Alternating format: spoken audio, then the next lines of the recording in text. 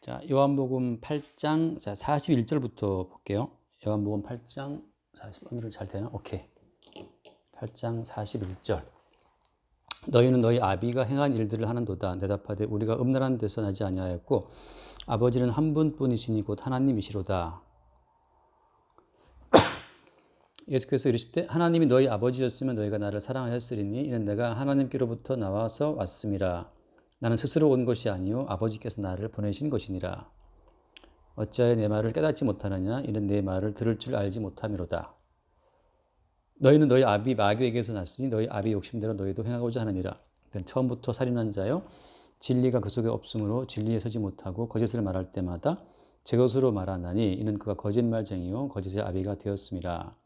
내가 진리를 말함으로 너희가 나를 믿지 않는도다. 나머지 보면서 할게요. 오늘 얘기의 핵심은 마귀의 정체를 예수님이 거짓말쟁이라고 딱 했다고 하는 거. 그리고 유대인들도 어때? 유대인들도 마귀처럼 거짓말을 한다는 거지. 그 거짓말이 뭐지? 거짓말은 뭘까? 예수님 말씀하시는 거짓말. 그 마귀를 따라서 거짓말을 한다는 그 유대인들. 그 유대인들이 뭘 했어요? 그 유대인들이 예수를 믿었잖아. 그 앞에 31절 말씀 보면 그러므로 예수께서 자기를 믿은 유대인들에게 이르시되 그렇게 말씀했기 때문에 지금 예수를 믿은 유대인들한테 하신 말씀이라고. 예수까지 믿는 유대인들인데 왜 그들이 거짓말쟁이인 그 마귀의 자식들이라고 그렇게 말씀을 하실까? 마귀가 거짓말로 사람들을 속일 때 가장 중요한 거짓말, 첫 번째 거짓말이 뭐냐 하면 나는 범죄하지 않았다고 하는 거야. 나는 죄인이 아니라고 하는 그것이 마귀의 거짓말의 첫 번째 1호예요, 1호. 근데 문제는 뭐냐면 나는 죄가 없다, 죄를 안 지었다고 말하는 그것이 왜 큰 거짓말이냐 하면 그게 하나님께서 이렇게 선고하신 하나님의 그 모든 판결을 다 무시하는 거거든. 말하자면. 그래서 잠깐 요한일서를 얼른 보면 요한일서 거기 1장에 보면 요한일서 1장 8절 요한일서 1장 8절 만일 우리가 죄가 없다고 말하면 스스로 속이고 또 진리가 우리 속에 있지 아니할 것이요 그랬거든. 죄가 없다고 하면 스스로 속이는 거라고. 그 다음에 또 그 10절 말씀이 만일 우리가 범죄하지 아니하였다 하면 하나님을 거짓말하는 이로 만드는 것이니 또한 그의 말씀이 우리 속에 있지 않다. 우리가 범죄하지 않았다 이렇게 말하면 하나님이 그런 거짓말쟁이 되는 거지. 하나님은 우리에게 너희들이 그 범죄했기 때문에 죄로 인해서 너희를 죽는다라고 말씀하시는데 우리가 그 말을 듣고 우리는 범죄하지 않았습니다고 말하게 되면 둘 중 하나는 거짓말인 거지. 근데 이제 본인이 범죄 않았다고 말하는 그것이 하나님을 거짓말쟁이로 만드는 것이다. 그리고 그것은 곧 무엇이다? 그의 말씀이 우리 속에 있지 아니하니라. 그것처럼 말씀이 그 사람 속에 없다는 증거는 뭐냐 하면 그러니까 말씀이 우리 속에 있다면 그 말씀은 우리를 딱 찔러 쪼개서 우리 속에 죄를 끄집어낸단 말이지. CT를 찍으면 딱 문제가 있는 게 보이는 것처럼 MRI를 찍으면 문제가 보이는 것처럼 말씀이 우리 속에 들어오면 그 말씀이 우리의 정체를 드러낸다고 하는 거죠. 어떤 정체를? 우리가 죄인이라고 하는 정체를 드러내는데 말씀이 없으면 나는 범죄 않았다라고 주장한다고. 그들이 말하는 그 나는 범죄하지 않았다, 죄가 없다고 말하는 그 근거는 어떤 거예요? 그 근거는 유대인들처럼 우리가 아브라함 자손이라고 하는 거, 어떤 혈통적인 걸 가지고서 주장한다든지 아니면 유대인들처럼 똑같이 어떤 계명을 지킴으로써 내가 이 말씀도 지켰고 이 계명도 지켰기 때문에 나는 이 계명을 지켰기 때문에 나는 죄가 없다고 말하는 거라는 거지. 그러니까 본질로 말하는 것이 아니고 어떤 외적인 행위를 가지고서 자기 자신이 죄가 없다고 주장하는 것. 그것은 이제 그 사람들 속에 말씀이 없기 때문에 나오는 증상이라고 하는 거죠.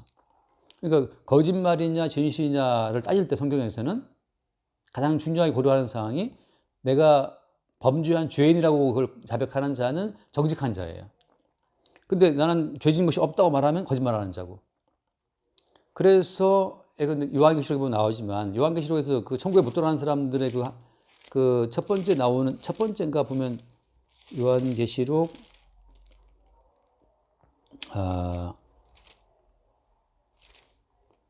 요한계시록 21장인가? 이거 계속해서 아까도 봤단 말인데 또 헷갈린다. 볼 때마다 헷갈린다. 그래, 일단 22장을 봅시다. 22장을. 거기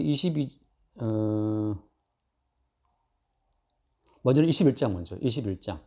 요한계시록 21장 8절 말씀 보면, 그러나 두려워하는 자들과 믿지 않는 자들과 흉악한 자들과 살인자들과 음행자들과 점술가들, 우상 숭배자들, 거짓말하는 모든 자들은 불과 영원한 타는 못에 던지리니 둘째 사망이라. 지옥인데 거기 들어가는 어떤 목록 가운데 나오는 것이 거짓말하는 자들이에요. 거짓말하는 자들. 근데 거짓말하는 자들은 그 앞에 나오는 첫 번째 게 뭐냐면 두려워하는 자들과 믿지 않는 자들인데, 두려움이라고 하는 것은 왜 두려움이 있냐 하면 스스로 자기 지금 내적으로는 내적인 어떤 그 불안감을 계속 바깥의 행위로 지금 빼오려고 하는 거거든. 내적인 그 빈곤함, 내적인 그 어떤 불편함 자체를 자꾸 외적인 것으로 가려고 하는 그 시도 자체에서 두려움이 생겨요. 두려움이. 그래서 우리가 알다시피 아담과 하와가 선악과를 먹고 나서 처음 했던 것이 뭐냐면 두려워 숨었잖아요. 그지? 무화과 나무 잎으로 치마를 해 입고 두려워서 숨었다고. 그래서 하나님께서 찾아왔을 때 우리가 벗었으므로 두려워하여 숨었나이다 그러단 말이지. 자꾸만 이제 두려운 사람들은 자꾸 자기를 숨겨. 자꾸 숨는다고 이제. 근데 숨을 때 어디에 숨냐 하면 착한 행동으로 자기를 숨기고. 그러니까 너무 착한 사람들은 이게 문제 있는 사람들이에요. 자기 자신의 내적인 약함을 자꾸 어떤 착한 행동으로 가려고 그러거든. 그러니까 그런 사람은 자유가 없지. 그게 불편한 거지. 끝없이 자기 어떤 선행으로 자기를 안 가리면 당당하게 자기를 표출할 수가 없으니까. 아까 잠깐 뭐 그 해방일지 말았다시피 뭐 정말 그 사람이 좋으면 심장 박동이 이완되면서 느긋해지고 편안해지는데, 그렇지 않고 이제 뭔가 탐욕으로 이제 저걸 쟁취하려고 그러면 그때부터 이제 어떤 심장이 빨라지는 것처럼 그 자기의 어떤 내적인 속성과 안 맞는 거잖아요. 그런 것처럼 두렵다는 것은 지금 그 사람 속에 말씀이 없다는 증거가 되고, 그 속에 있는 두려움을 커버하기 위해서 자꾸 다른 행동으로 이제 채우는 거지. 그래서 이 거짓말하는 자, 거짓말이란 무엇이냐? 거짓말이란 일단은 하나님의 선고, 너희들은 선악과를 먹었고 정령 죽으리라고 하는 그 정령 죽으리라고 하는 그 모든 말씀의 선고 자체를 자꾸 부정하는 거죠. 부정하는 거. 그러니까 일단은 하나님의 선고를 뭐 하는 거예요? 일단은 수용하는 게 중요해요. 수용하는 게. 우리는 하나님 보시기에 죄인이 맞습니다라고 하는 거. 근데 이게 죄인이 맞다라고 하는 이것이 따라오는 그 다음 단계는 뭐예요? 죄인이 맞기 때문에 어때? 그 다음 단계는 죄인으로서 받아야 될 합당한 형벌을 받는 것도 어때? 마땅해야 되겠지. 거기서 사람들이 이제 이게 또 한 번 그 모순이 벌어지는 거예요. 입술로는 죄인이 맞다고 말하지만 그 죄인에게 주어지는 형벌은 난 싫어요. 이렇게 말하게 되면 속에서 지금 모순이 생기는 거란 말이지. 입술로는 고백하지만 자기 중심 가운데서는 죄인으로 받는 마땅한 형벌을 싫어하니까. 그래서 거기서 이제 어떤 가짜 메시아가 나오는 거예요. 비록 내가 입술로 저기 죄인됨을 고백하면 어떤 형벌은 마치 없는 것처럼. 그러니까 원래는 아니지. 형벌이 마땅한 거거든. 그래서 자기의 죄인됨을 진정 아는 사람들은 따라올 형벌도 어때? 기꺼이 수용할 수 있어요. 근데 이제 어떤 상황이 벌어져? 마땅히 우리는 죄로 인해서 형벌을 받고 죽어야 되는데 돌아오는 모든 결과는 사실 굉장히 후한 거거든요. 이게 굉장히 후한 삶이 주어져요. 그게 이제 우리는 참 황당한 거죠. 어떻게 이렇게 우리가 후한 삶을 누릴 수 있나라고 보게 되면 대신 형벌을 받으신 예수 그리스도를 본다고 하는 거지. 그래서 이제 이것이 이제 구약성경에 보면 유대인들을 이스라엘 백성들을 애굽 광야에서 이제 살게 하잖아요. 근데 원래 광야는 무슨 땅이야? 광야는 원래 죽음의 땅이라고. 죽음의 땅. 그래서 원래는 광야에서 매일매일 죽어야 돼. 매일매일 죽어야 되는데 매일 살아있어. 그게 매일 신기한 거지. 그러니까 하나님이 원래 의도하신 것은 죽음의 땅에 집어넣어서 매일 죽어야 될 너희들이 왜 매일 살아있냐? 그러면 그 매일 죽어야 될 자들이 매일 살아있는 그 인과관계 속에 뭐가 포함되어 있는 거야? 당연히 매일 범죄한 자들이기 때문에 매일 죽어야 되는데 왜 살아있냐고. 거기서 이제 어제 잠깐 봤다시피 민수기에 나오는 말씀처럼 상번제, 아침에 어린 양 한 마리, 저녁에 한 마리, 계속 어린 양을 번제로 드림으로써 어린 양의 죽음에 기반해서 새로운 생명이 주어지는 거거든. 그러니까 이제 거짓말하지 않는 정직한 자는 자기 자신의 죄인됨을 어때? 그걸 알아요. 그래서 어때? 마땅히 죄인은 죽어야 되는 거지. 근데 내가 죽어야 되는데 왜 아직 나는 살아있는 것인가?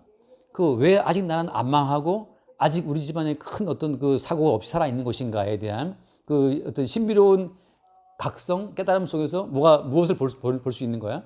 대신 죽임당한 어린 양을 보게 되는 사람들이 그 사람들이 정직한 자들이에요. 그 사람들이 이제 천국 들어간 사람들이고. 그래서 내가 전번에 얘기했지만 CCC 간사했다는 그 간사 20대 중반 간사가 완전히 실명됐거든. 이제 완전히 눈이 안 보여서 이제 뭐 점자를 배우고 뭐 그런 여러 가지 이제 조치를 취한다 하더라고. 근데 그게 솔직히 20대 중반 자매가 그 현실을 수용할 수 있겠냐고. 당연히 감사하고 뭐 갯벌도 안 나오지. 뭐 너무 암담하지. 그러니까 뭐 눈에 꽉 찬 염증을 이미 이거 처음에는 이제 염증만 제거하면 볼 수 있다고 생각했는데 염증을 다 제거해 보니까 이미 막 구멍이 빵빵 이제 속에 뭐 뚫려 있어 갖고 이제 못 보는 거라고. 근데 이제 그 생각을 해보면 그렇잖아. 만약에 우리가 죄인이라는 사실을 인정을 하면, 그지? 죄의 삭은 사망이기 때문에 다양한 사망의 저주가 막 주어지는 것이 마땅하다고. 그러니까는 그분만 눈 먼 것이 아니고 우리 모두가 사실은 눈이 멀어야 되는데 웬일로 우리 눈은 지금 보고 있단 말이지. 거기에서 우리가 이제 뭘 볼 수 있어야 되는 거예요? 마땅히 죄로 인해서 맹인이 되고 병신이 되어서 죽어 마땅한 자들인데 오늘 내가 살아있고 두 눈 뜨고 살아가는 이 모든 것은 그 근거에 대신 희생당한 어린 양이 있다는 사실을 보게 되는 사람들이 그게 이제 정직한 자들이라고 하는 거예요. 정직한 자들. 그리고 그리스도 예수의 어떤 은혜를 입은 자들인데 그래서 그 뒤에 보면 그런 말이 나오죠. 거기 어디 있냐? 여기 있다. 42절 보면 예수께서 이르시되 하나님이 너희 아버지였으면 너희가 나를 사랑하였으리니 라고 하거든. 하나님께서 정말 너희 아버지라면 너희는 어떻다? 나를 사랑했을 것이다 이거야.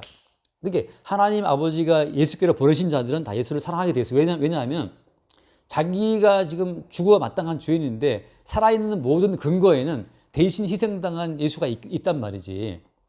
그래서 예수를 사랑한다는 건 뭐라고 그래요 항상? 어떤 분이 물어봤거든. 예수를 사랑한다는 것이 어떤 것이냐. 그래서 제가 늘 소개하는 구절이 어떤 구절이에요? 예수를 사랑한다는 것은 그 누가복음 7장 말씀처럼 누가복음 7장에 보면 한 여자가 예수님 머리에 향유를 붓고 머리털로 예수님 발을 닦아줬단 말이지. 발에 입 맞추면서 향유를 부었다고. 근데 그 바리새인이 그걸 보고 이 여자가 얼마나 죄인인지 그걸 몰랐냔 말이지. 이렇게 말하거든 바리새인이. 그 여자가 동네에 소문난 죄인이었다고. 근데 예수님이 이런 표현을 들잖아.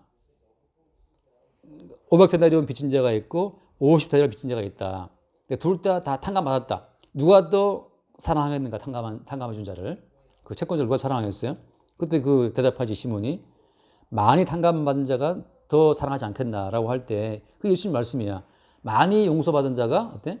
많이 사랑한다는 거죠. 사함을 받은 일이 적은 자는 적게 사랑한다. 그 말씀 하시거든.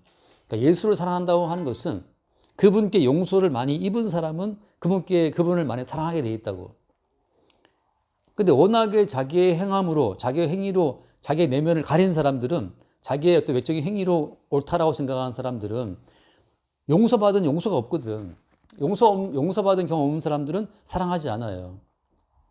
아이를 키울 때에도 부모에 의해서 많이 용서를 받은 아이들은 많이 사랑해 부모를. 근데 부모에 의해서 용서받은 경험 없는 사람들은 늘 지가 잘해서 항상 1등했어. 항상 말 잘 들었어. 항상 대기업 취업했어. 이런 애들은 부모 사랑하지 않아요. 오히려 말썽 부리는 애 있잖아. 말썽 부리고 그런 애들이 오히려 더 효도한다는 말이 있잖아요. 그 똑같아. 탕자가 돌아왔잖아. 탕자는 돌아와서 용서를 많이 받은 자이기 때문에 그 아버지를 사랑하거든. 근데 어때? 큰아들은 늘 성실하게 일을 했기 때문에 받은 용서가 없어. 그럼 사랑도 없어요. 그러니까 이제 아버지께서 여기 말씀처럼 하나님이 너희 아버지였으면 너희가 나를 사랑했을 것이다 라는 말씀처럼 하나님 아버지가 예수께로 보내신 사람들, 그 사람들은 예수님을 사랑한다는 거지. 어떤 과정을 통해서? 정직하게 자기의 죄인됨을 알고 마땅히 죄인에게 주어질 형벌도 아는데 떨어질 그 모든 저주의 형벌을 대신 받은 어린 양 예수의 희생을 알기 때문에 어린 양 예수를 사랑해야 된다고 하는 거죠. 그 사랑의 관계로 묶이는 그 자체가 이제 정직이 되는 거야. 이게 사실 어떻게 보면 간단한 말인데, 그래서 이제 그 뒤에 46절 어디 갔어? 47절. 하나님께 속한 자는 하나님 말씀을 듣나니 너희가 듣지 아니하면 하나님께 속하지 아니했기 때문이다. 결국 예수를 향한 사랑, 어떤 식의 사랑이에요? 많이 용서를 받음으로써 예수님을 사랑하는 건데, 근데 많이 용서받는 것은 어떻게 용서받을 수 있어요? 내가 죄인임을 많이 알아야 많이 용서받는 거지. 근데 내가 죄인임도 알 수 모르고, 그 다음에 항상 자기의 어떤 행함으로 자기의 내면을 가려온 사람들은 자기의 행함으로 자기가 착한 사람인 줄 알아요. 그래서 예수님께서 어떻게 했어요? 청년 부자의 경우에 어려서부터 모든 계명을 지켰다는 청년 부자의 옆구리를 쳐서 갈비뼈를 부러뜨리려 했단 말이지. 그래서 너의 모든 소유를 팔아서 나눠서 따라와라. 결국은 그 청년 부자가 돈 사랑해서 돌아가잖아요. 주님은 그의 옆구리를 치고자 했으나 그 돌아간다고. 자기의 죄인됨을 깨닫지 못하고 자기의 행위로 자기의 내면을 계속 가려오다가 그냥 돌아가는 거지. 예수를 사랑하지 않는 거죠. 그래서 하나만 더 읽고 마칩시다. 마치긴 좀 빨리, 너무 빠른데 15분, 내 말 빨리 하고 있는데 10편 혹시 깰까 싶어서 내가 지금 10편 마음이 급하다. 후딱 10편 51편 그 10절 말씀 보면 10편 51편 10절 하나님이여 내 속에 정한 마음을 창조하시고 내 안에 정직한 영을 새롭게 하소서라고 하거든. 그러니까 내 안에 정직한 영이 새롭게 되면 이게 다른 말로 말하면 내 안에 하나님 말씀이 들어오는 거야. 그 말씀이 들어와서 내 속에서 뭔가 이렇게 활동을 하면 하나님 말씀은 살아있고 활동력이 있기 때문에 그 말씀은 가만히 있지 않거든. 말씀이 들어와서 계속 활동을 하면 내 속에 모든 죄의 요소가 드러나게 돼 있어요. 내가 예컨대 잠깐 성질만 부려도 곧바로 그 말씀의 활동에 의해서 그 내가 혈기 부리는 그 악한 죄인이라는 사실이 바로 드러난다고. 그러니까 아주 그 미세한 센서가 있으면 좀 움직여도 어떤 센서 그 불이 들어오는 거 있잖아. 우리도 집에 들어가면 이제 센서는 가면 딱 불 들어오는 것처럼 말씀의 활동 자체가 있기 때문에 작은 거에도 우리는 아주 예민하게 이것이 우리가 죄인이라는 사실을 알게 돼요. 그게 이제 다윗이 말하는 것처럼 이게 정한 마음이고 정직한 영이라는 거지. 이 정직한 영이 오게 되면 본질적으로 우리가 죄인이라는 사실이 매 순간 드러나게 되거든. 마땅히 그럼 이제 죄로 인해 따라올 형벌도 마땅히 따라와야 되는 거지. 그런데 그 과정에서 이상하게도 죄에 따른 형벌이 바로바로 주어지지 않는다고 하는 것 자체는 하나님이 게을러서가 아니고 대신 죽으신 예수 그리스도의 속죄의 은총 때문이라는 사실을 볼 때 그때 우리가 이제 용서하시고 대신 벌 받으신 예수 그리스도를 더 사랑하게 되는 거죠. 그 사랑이 이제 깊어지는 자는 있잖아. 마음을 다하고 목숨을 다하고 하나님 사랑하는 그 말씀처럼 사실은 어때 우리가? 마음을 다하고 힘을 다할 때 하나님을 사랑하지 못하잖아요. 그러니까 우리는 매 순간 그 마음과 뜻과 목숨을 다해서 주님을 사랑하지 못하게 되는 것을 아주 그 예민한 센서에 의해서 알게 되는 그 모든 순간이 오히려 어때? 용서를 입은 순간이기 때문에 그 순간 주를 향한 사랑이 되는 거야. 그죠? 이게 무슨 말인지 알겠죠? 그죠? 엄청나게 이게 양면. 화투패 뒤집은 버린 것처럼, 우리는 다양한 모습이 있지만 뒤집자마자 바로 거기에서 예수 그리스도의 속죄 연출을 보게 된다고. 그러니까 이게 지금 내가 말씀 몇 개 지켜가지고서 내가 말씀대로 지키고 순종했기 때문에 내가 크리스찬이라고 하는 그 자체가 이게 말도 안 되는 거짓말이에요. 유대인들이 그걸 다 해봤잖아. 근데 주님 말씀하시기를 너희들 아버지는 마귀다. 너희들 지금 거짓말 치고 있다. 그 자기의 얄팍한 행동 몇 가지로 자기의 내면을 속이고 있기 때문에 그게 거짓말장이거든. 솔직히 말하면 우리가 뭐 어떤 사람을 보고 우리가 웃어줄 수 있거든. 장사하는 사람은 손님 보고 웃어준다고. 그건 진심으로 웃는 것인가? 그게 사실은 감정 노동인데, 감정 노동이잖아요. 우리의 그 예민한 센서, 정직한 영이라는 것은 항상 우리를 알게 하기 때문에 안단 말이지. 물론 이제 투명한 사람은 바로 드러나겠지. 해방일지에 나오는 그 무슨 그 굿인가? 그처럼 껍질 없는 사람들처럼 껍질 없는 사람은 바로 티가 나겠지. 물론 그쪽도 껍질 없는 사람 편에 속하잖아. 그러니까 바로 티가 나서 문제인데 주님 앞에서 우리가 숨길 수가 없어요. 근데 우리가 몇 가지의 그 어떤 행동으로 뭐 웃어주고 예의 바르게 행동하고 매너 있게 그것으로 나를 속인다? 거짓말장이죠. 주님은 아시는데. 그래서 거짓말과 진실이라는 것은 하나님 앞에 내가 죄가 없다. 어떤 근거로? 자기가 그동안 11조 했고 안식일을 지켰고 구제했고 하는 그 행동을 가지고서 죄가 없다고 말하는 그 자체를 가지고서 나는 죄가 없다고 말하니까 이 거짓말하는 사람들이지. 하나님께서는 그들을 죄인이라고 말씀하시는데 자기는 죄가 없대. 그럼 하나님을 거짓말쟁이로 만드는 거기 때문에 뭐 그 죄는 더 큰 거죠. 마치 재판장이 뭐 징역 3년 때렸는데 그 피고가 외치기를 나는 뭐 죄가 없다, 재판장이 죄이다 이렇게 말하게 되면 그 괘씸죄가 더 적용되겠지 말하자면. 그런 것처럼 오늘 이야기는 굉장히 복잡한 이야기 같지만 그냥 가장 간추려 말하면 그거예요. 자기의 그 죄에 있음을, 자기의 죄인됨을 부정하는 자가 거짓말하는 자고, 그 배후에서 끝없이 행동으로, 몇 가지 행동으로 너의 죄인의 속성을 숨겨라 감춰라 이렇게 말하는 자는 마귀라고 하는 거죠. 그리고 이제 그 행동을 가지고서 너는 하나님의 가다를 할 수 있어, 그 몇 가지 말씀을 지키는 행동을 가지고서 너는 의인이야 이렇게 말해주는 그 자가 누구라고? 그게 마귀예요. 그러니까 교회에서 말씀 지키는 거, 뭐 교회 계명 몇 개 지키는 그걸 가지고서 훌륭한 크리스찬이라 말해주는 그 자체가 이게 마귀의 거대한 사기에 거짓말을 도란하고 있는 행동이라고. 주님께서는 지금 속 중심을 감찰하시는데 교회에서 중심을 보는 것이 아니고 행동 몇 가지로 자꾸 사람들을 인정해 준단 말이지. 거기 문제가 있는 거죠. 그래서 오늘 이야기가 진실과 거짓말의 어떤 차이점에 대해서 잠깐 여기까지 말하고, 결론적으로는 예수 그리스도를 사랑한다고 하는 것, 예수 그리스도를 사랑하게 되면 그 사람은 정직한 사람이에요, 결론적으로. 그래서 강도처럼 죽을 때 나를 자기를 그 강도가 무슨 말했지? 당신 나라 임하실 때 나를 기억해달라 하잖아요. 당신 나라 임할 때 기억해달라. 그 누가복음 읽고 마십시다. 누가복음 23장에 보면 23장 42절, 예수여 당신의 나라에 임하실 때 나를 기억하소서 그랬거든.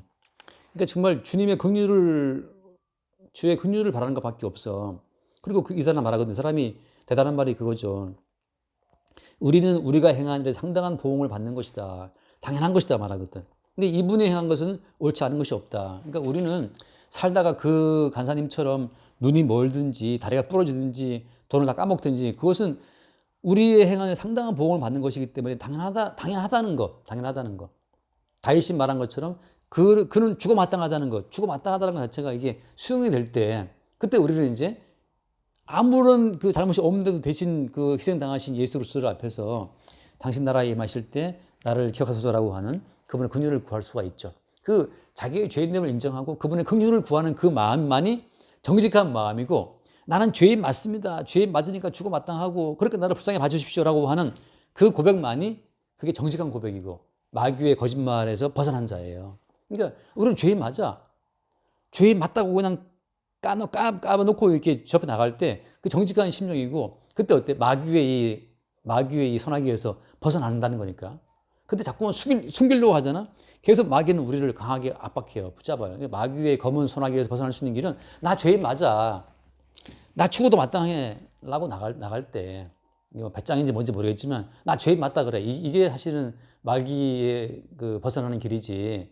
그걸 또 숨기려고 하나 더 숨기고 두 개 더 숨기고 리플레이 죽은 것처럼 참 거짓말을 낳고 가면 그게 이제 망하는 거지.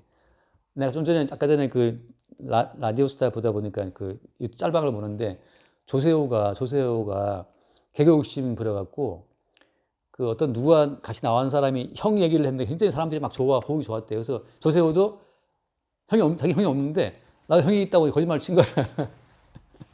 누가 그걸 지적했대. 너 형 없다고 해서 이제 결국은 이제 그걸 못 했는데, 그러니까 이게 형이 있다고 말하는 순간부터 이제 형을 막 만들어내야 되니까 거짓말이 있는 거죠. 자기의 죄인됨을 숨기려고 하면 계속 거짓말 낳게 돼.